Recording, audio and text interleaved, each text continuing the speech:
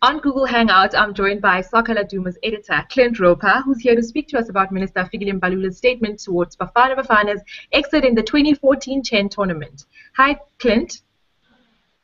Hi there, and hi to all your viewers. Great. The minister described Bafana as a bunch of losers, unbearable, useless individuals. Do you think that was called for?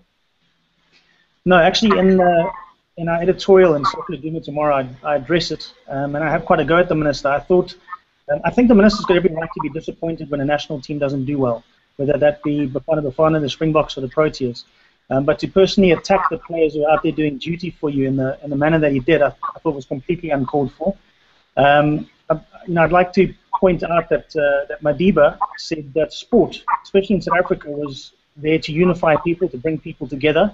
And I think in the spirit of that has been completely overlooked. The players need to be uplifted rather than shot down. As it is, I don't think there's any Bafana player out there who goes out in a Bafana jersey to let the nation down. Remember also that this was a Bafana side selected from local players. The PSL, for some reason, in their wisdom, decided to continue their league program, which meant that the players that were most ready to play in a continental competition like this, the Orlando Pirates players, were not allowed to be chosen. It would be like if we had an equivalent tournament in Europe and you told Spain that Barcelona or Real Madrid that their players weren't available to the national team. It's going to hurt your national team, and I think that needs to be put into perspective as well. And he also mentioned that Munib Joseph was actually the worst player in the squad. I mean, considering their 3-1 loss against Nigeria, would you say that's a fair comment? Look, everyone's got an opinion, and everyone is a couch fan, as our sports minister seems to be when it comes to the Bafana side. And he's got his opinion, and he's allowed to have that. But being in the position that he is, knowing that when he says something, the whole of South Africa hears it, including Munib Joseph's, possibly he could have rethought what he said there. The best goalkeepers in the world make mistakes. Andre Arendse against Spain in 2002 had a howler, but Andre Arendse is a great goalkeeper. Munib Josephs has proven time and again at big clubs that he's a fantastic keeper.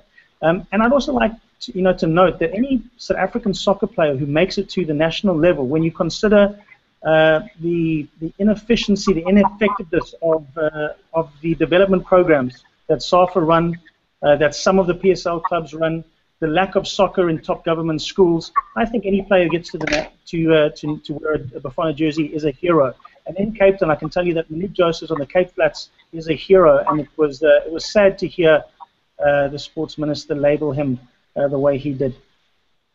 And can Bafana actually trust the sports minister now to stir them in the right direction? Well, look, I'm not sure exactly what the sports minister, how much power he has when it comes to South African soccer. If sports ministers had more power, we'd be a lot further up the FIFA rankings than we were. If, however, he's going to take the comments that he made and do something about it, i.e. address school soccer in South Africa. And I'm not talking about putting soccer in the poorest schools or the township schools. I'm talking about getting soccer the same recognition as rugby and cricket get at schools like Sachs and Rondebosch and Bishops, as well as at the universities. That's step one. I think government schools should make that first step. I think then SAFA need to now answer to the nation and show a plan as to how they're getting us to the 2018 World Cup, to the World Cup after that. I believe they're good people there. I think Danny Jordan's a fantastic person. I believe we've got great coaches in this country. I believe that there's a lack of foresight, a lack of vision. I think there's lots of money in South African football, but there's no short-term pain for long-term gain. I think it's all very short-term focused when it comes to developing in this country. Thank you so much, Clint.